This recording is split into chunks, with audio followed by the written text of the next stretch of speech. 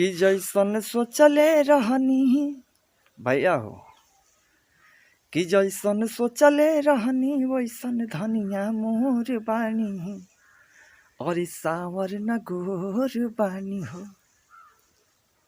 कि जैसन सोचले रहनी वैसन धनिया मोर बानी, और सावर न गोर बानी हो।